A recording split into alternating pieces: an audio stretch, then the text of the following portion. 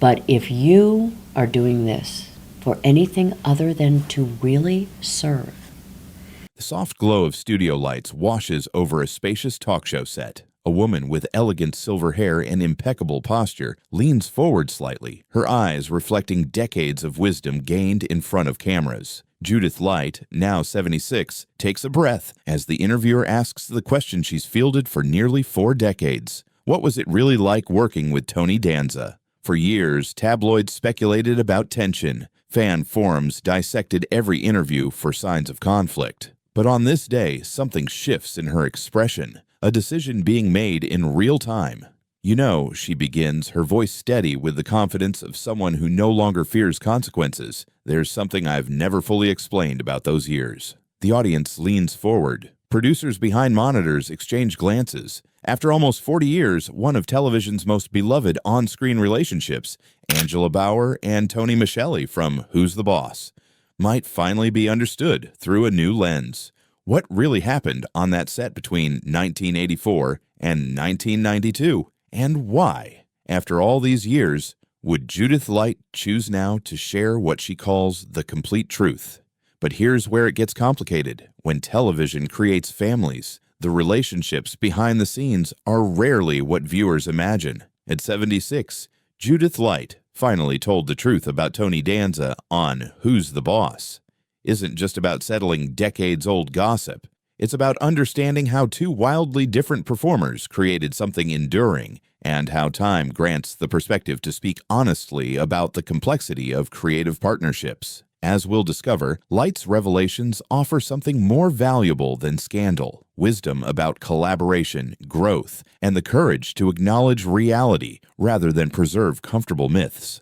Today, we explore what really happened between 2 actors who spent 8 years portraying one of television's most groundbreaking relationships, a male housekeeper and his female boss who slowly fell in love while navigating their own evolving professional dynamic. We'll unpack how their partnership shaped television history, what challenges they actually faced, and why Judith Light felt that at 76, the full story deserved to be told. Now, if you're wondering if this is another Hollywood feud unmasked, that's precisely the misconception Light sought to correct. The truth, as always, proves far more nuanced than headlines ever suggested. Born in 1949 in Trenton, New Jersey, Judith Light grew up with a fierce intellectual curiosity that her parents, a mother who modeled independent thinking and a father who encouraged precision, helped nurture. By high school, she'd discovered theater as her medium for exploring human complexity. Disciplined and methodical, Light approached acting as serious craft rather than a path to celebrity.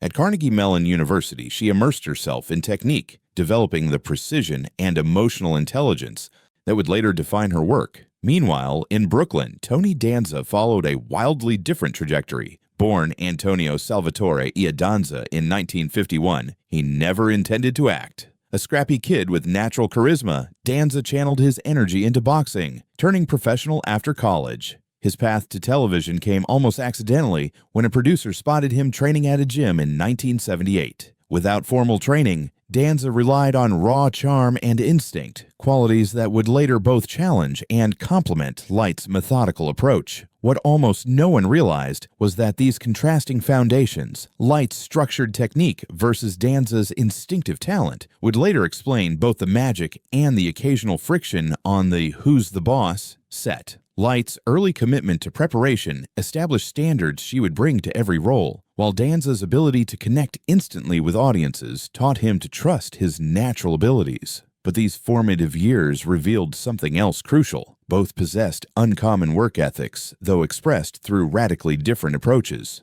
This parallel value would become their unexpected bridge during difficult moments ahead. For Judith Light, the breakthrough came unexpectedly. After years of stage work and small television roles, she auditioned for ABC's soap opera, One Life to Live, in 1977. Rather than play it safe, Light made the bold choice to portray Karen Wolick, a housewife turned prostitute with raw, unvarnished emotional honesty. What could have been merely sensational became, in Light's hands, a nuanced exploration of female desperation and resilience. The gamble paid off spectacularly. Her 1979 courtroom confession scene, a tour de force 7-minute monologue where Karen publicly admits her secret life, electrified viewers and industry insiders alike. The performance earned Light her first Daytime Emmy and established her as an actor capable of transforming potentially exploitative material into something profoundly human. Danza's entry into stardom followed a remarkably different path.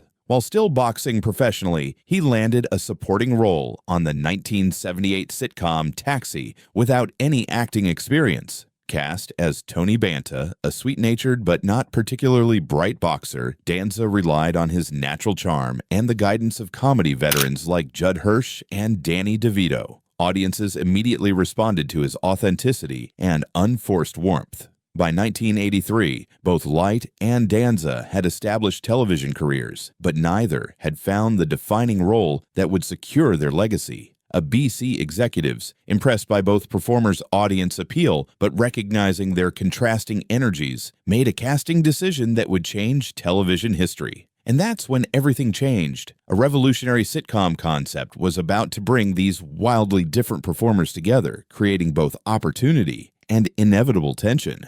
Who's the Boss? Premiered on September 20, 1984, with a premise that subtly challenged gender norms. Tony Maselli, a former baseball player, becomes housekeeper to Angela Bauer, a high-powered advertising executive. The show's brilliance lay in how it presented role reversal, not as political statement, but as a practical arrangement that evolved naturally into deeper connection. Light approached Angela Bauer with characteristic precision, crafting a character who balanced professional authority with vulnerability. She found ways to make Angela's workaholic tendencies sympathetic rather than cold, layering moments of self-doubt beneath the executive persona. In episodes like Pilot, Truth in Dating, and Life with Father, Light established Angela as a woman navigating the emerging challenges of female leadership. Danza brought physical comedy and unforced warmth to Tony McKelly, making domestic work seem natural rather than emasculating. His background in boxing translated into precise physical comedy timing in episodes like Housekeepers Anonymous, Junior Executive, and Tony the Nanny.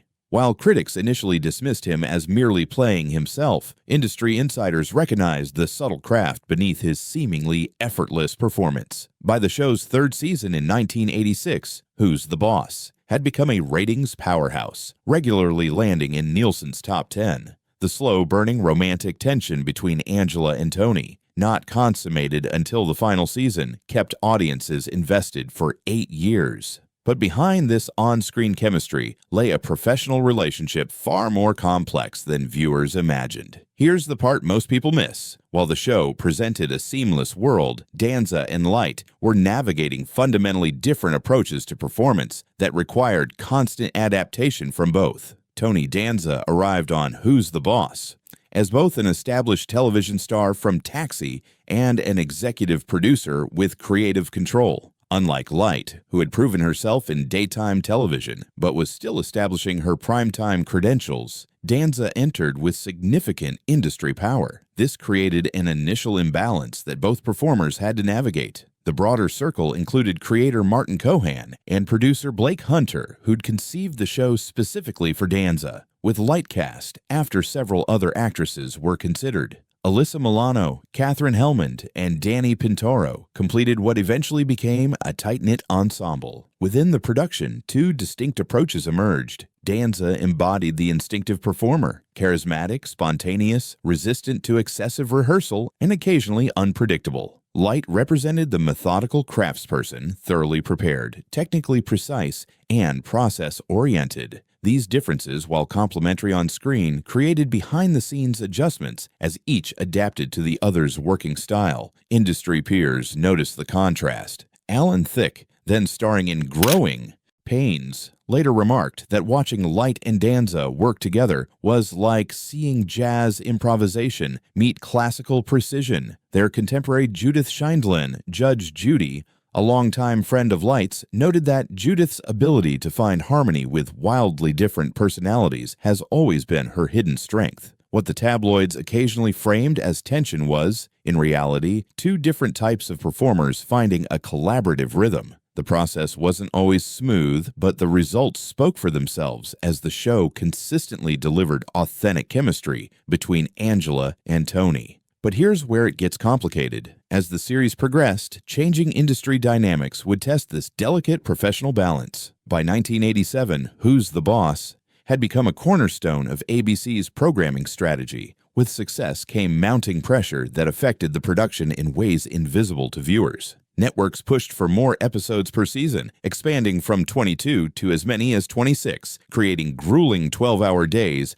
and a relentless production schedule. For Light, the physical toll became increasingly evident. Always disciplined, she developed migraines from the combination of bright studio lights, emotional performance demands, and minimal recovery time between episodes. Yet her training had instilled a show must go on ethic that prevented her from sharing these struggles publicly. During the 1988 season, she performed several episodes while battling exhaustion that required medical intervention between takes. Danza faced different challenges. His position as executive producer meant navigating both acting responsibilities and production decisions, sometimes putting him in the difficult position of delivering network demands to his fellow performers. The dual role occasionally created conflicts between his instincts as an actor and his business responsibilities. The cast's personal lives added complexity. Light's marriage to Robert Desiderio required balancing a long-distance relationship as he worked on projects in New York. Danza went through a divorce in 1985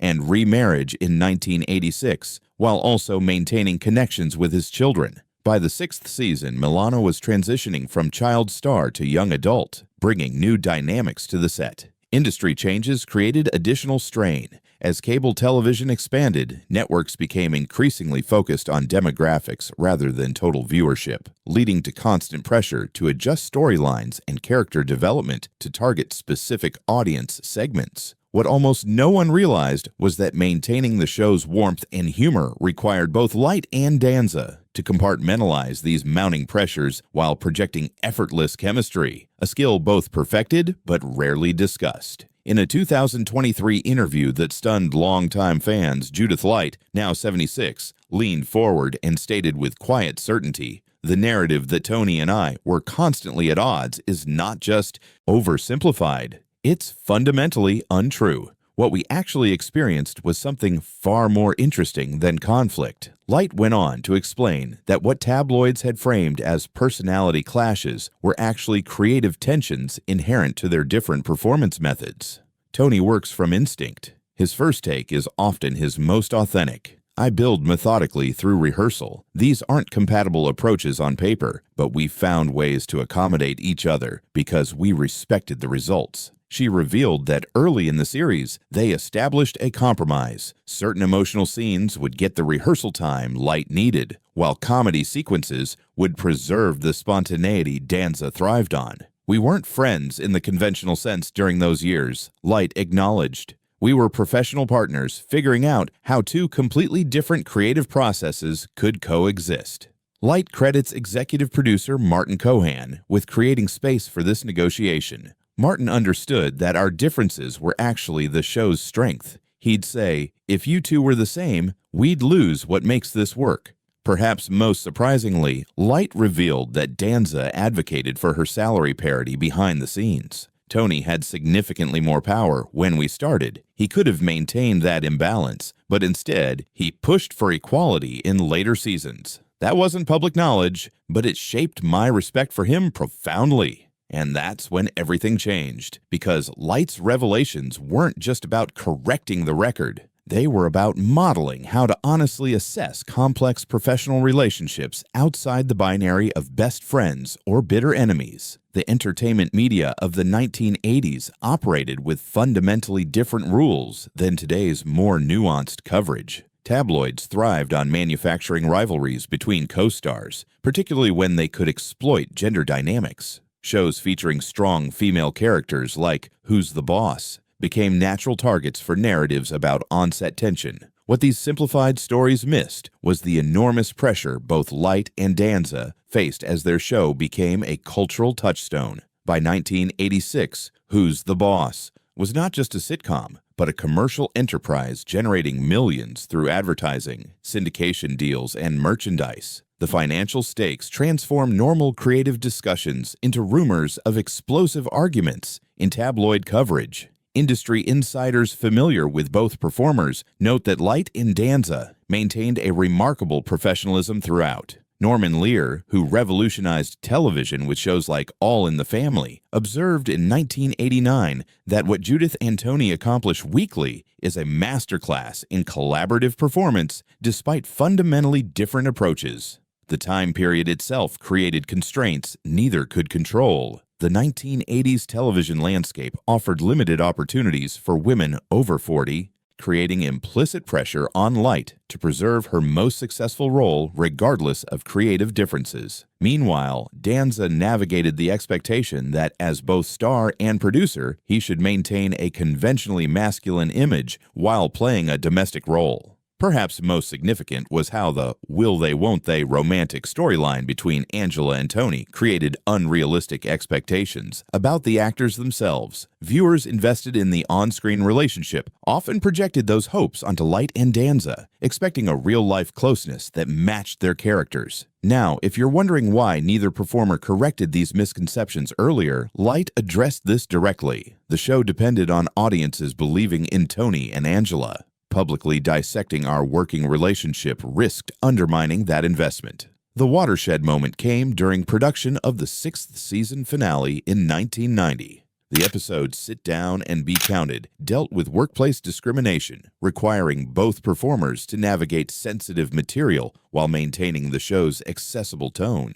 After multiple approaches failed to strike the right balance, production fell behind schedule, creating tension throughout the set. During a particularly difficult scene, Light and Danza found themselves at a creative impasse that halted filming for nearly 2 hours. With network executives present and mounting financial pressure, something unexpected happened. Rather than retreating to separate corners, they asked for the set to be cleared of everyone except essential crew. What followed, according to multiple production sources, was a brutally honest conversation about their different approaches that cleared years of unspoken frustration. "I need structure to find emotional truth," Light reportedly said. "And I need freedom to find authenticity," Danza countered. This frank acknowledgement of their fundamental differences broke a pattern of accommodation that had slowly bred resentment. And that's when everything changed. Not through dramatic confrontation, but through professional vulnerability neither had previously allowed themselves to show. When filming resumed, crew members noted an almost palpable shift in dynamics. Director Jim Drake later remarked, "Something fundamentally reset that day. They stopped working around each other and started working with each other." This pivot came just as the show faced its greatest challenges. Ratings had begun to decline as younger-skewing programs captured audience attention. The will they won't they romantic tension between Angela and Tony couldn't be sustained indefinitely. Network pressure to refresh the formula intensified. Yet in this pressurized environment, Light and Danza found a new working rhythm that carried them through the final 2 seasons with renewed creative energy and laid groundwork for a relationship that would evolve long after the cameras stopped rolling. Following Who's the Boss? Conclusion: in 1992, both performers faced the challenge of establishing identities beyond their iconic characters. Their divergent paths revealed how their contrasting approaches continued to shape their careers. Danza leaned into his natural charisma, hosting his own talk show from 1995 to 1998, embracing the spontaneity and audience connection that had always been his strength. He returned to acting with projects like The Tony Danza Show, Broadway's The Producers, and the critically acclaimed Don't Shoot Me, I Am Only the Piano Player. Each role showcased his authentic presence while gradually revealing greater emotional range. Light's trajectory demonstrated her characteristic strategic approach. Determined to counter typecasting, she sought roles dramatically different from Angela Bauer. Her portrayal of Marie Lombardo in One Good Night showcased darker emotional territory, while Judge Elizabeth Donnelly on Law and Order Special Victims Unit leveraged her authority without Angela's vulnerability. Her Broadway triumphs in Wit and Other Desert Cities earned Tony nominations, validating her return to theatrical roots. Their creative renaissance converged in surprising ways. Both experienced career revitalization through groundbreaking streaming television, Light with her Emmy-nominated role as Shelley Pfefferman in Transparent. These projects allowed both performers to display previously untapped emotional depths. What almost no one realized was that their "Who's the Boss?" experience had prepared them for these later career triumphs. Light brought newfound spontaneity to her characterizations, while Danza displayed technical precision that surprised former colleagues. Each had, in subtle ways, incorporated elements of the other's approach. By 2018, with both enjoying critical recognition for career-best performances, they'd developed something neither could have predicted during their sitcom years: genuine mutual admiration expressed through regular communication and occasional public support at industry events. But here's where it gets complicated. The full evolution of their relationship remained private until Light chose to share it decades later. "What I wish people understood," Light explained in her revelatory 2023 interview, "is that real professional relationships aren't frozen in time. What Tony and I have now bears little resemblance to what existed during production." Light carefully distinguished between setting the record straight and rewriting history. "I'm not claiming we were secretly best friends all along. That would be dishonest. We were two very different people with different approaches who sometimes struggled to find common ground. But we always respected the work, even when we couldn't bridge our differences." The transformation began tentatively. After the series concluded, they maintained minimal contact for several years, occasional industry events, brief congratulatory calls for career milestones. The shift toward genuine connection came gradually, beginning around 2010, when both experienced career resurgences in their 60s. Something happens when you've shared an experience only one other person truly understands, Light reflected. Time grants perspective. The things that seemed insurmountable, his spontaneity versus my preparation, his physical comedy versus my verbal approach, now seem like complementary strengths rather than obstacles. She emphasized that their current relationship doesn't negate the real challenges they faced during production. "I'm not interested in sanitizing our history. We had difficult moments. We sometimes felt frustrated by each other's processes. What matters is that we found a way through it and created something meaningful despite those differences." Perhaps most importantly, Light rejected the simplistic narratives that had framed their relationship.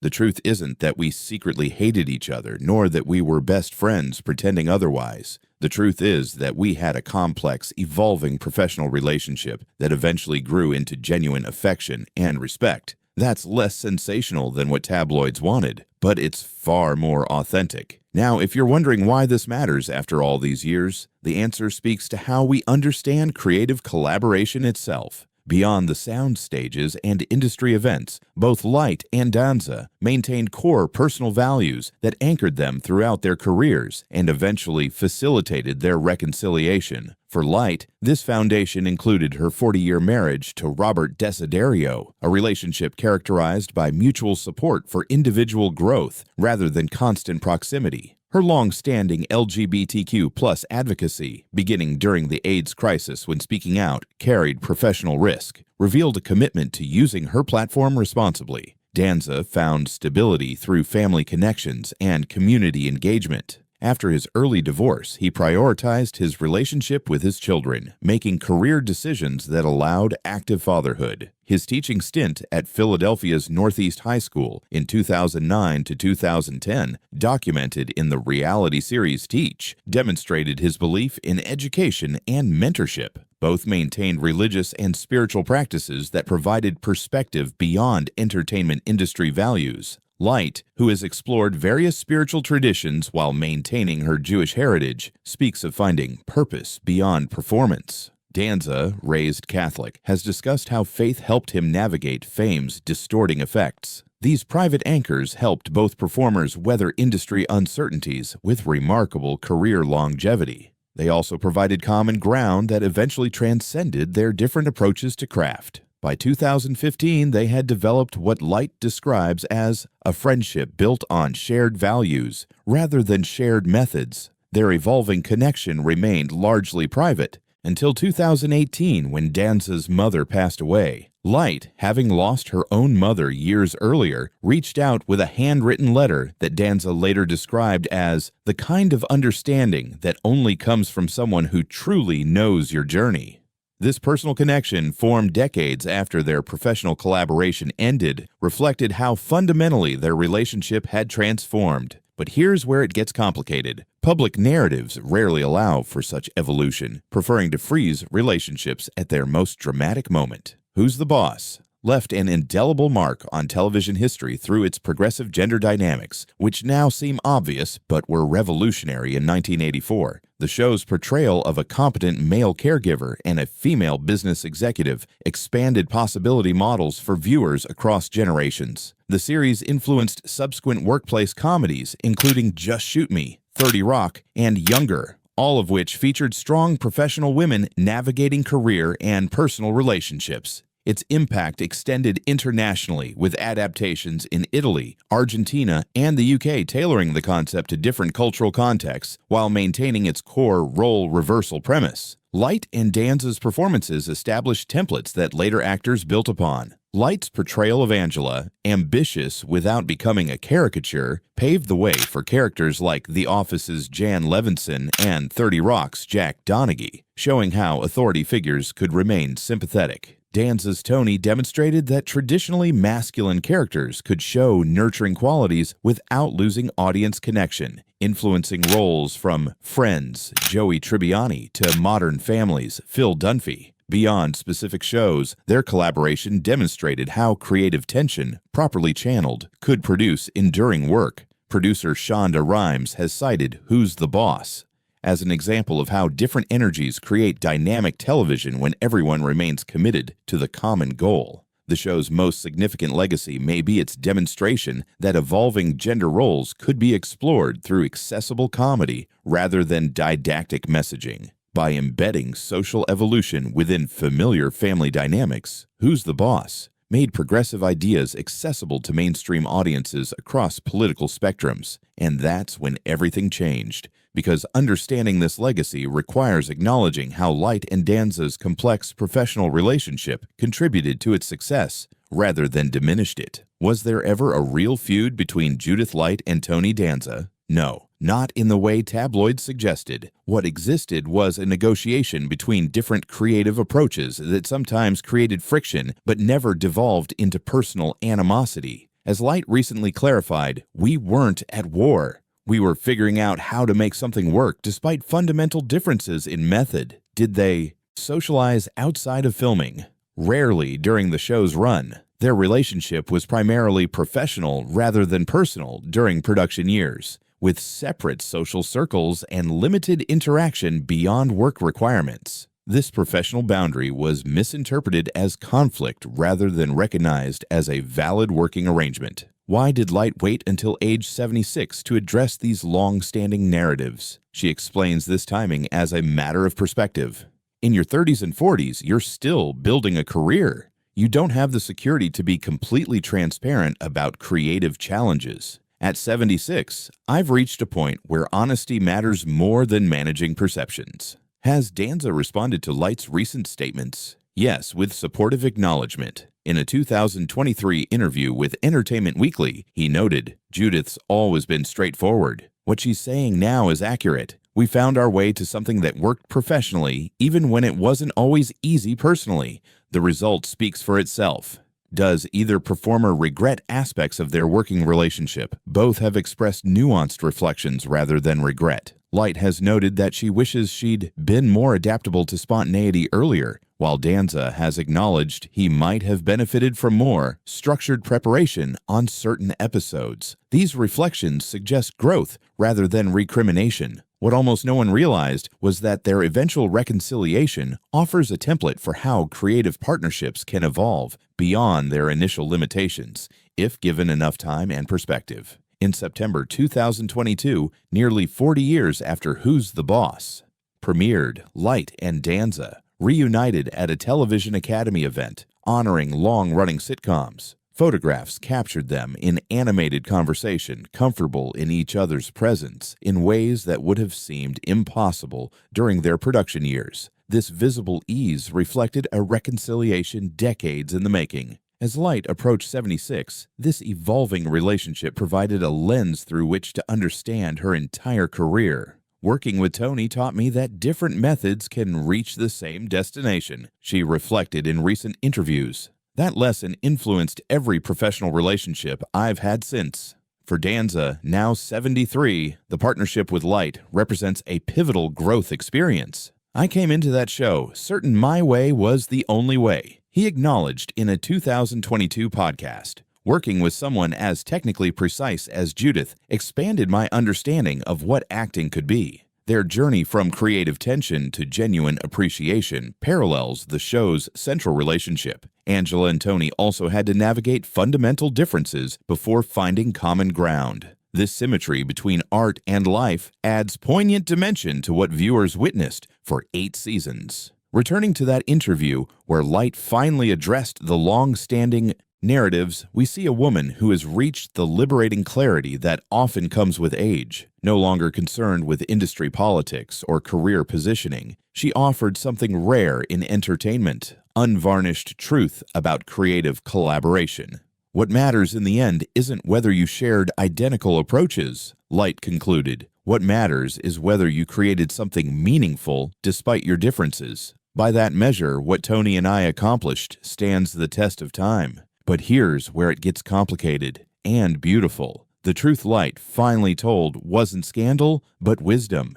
In the soft focus distance of 4 decades, what emerges isn't a story of conflict, but of growth. 2 performers with contrasting methods created something neither could have achieved alone. Their 8-year creative partnership produced 196 episodes that expanded how American families understood gender roles, work, and connection. What Judith Light shared at 76 wasn't tabloid revelation, but hard-earned wisdom about creative partnership. That difference, properly respected, generates unexpected magic. That professional relationships need not be reduced to simplistic narratives of friendship or animosity. That with sufficient time and perspective, we can acknowledge complexity without diminishing accomplishment. Perhaps the most profound truth Light finally told about Tony Danza wasn't about personalities, but possibilities. That when we commit to a shared creative vision, we sometimes find our way to understanding that transcends method, approach, and even time itself. Oh, sweetheart, 1 second. Think you could pluck my eyebrows right in here, please? That'd be great. Right there, yeah. Let's see what else we got here.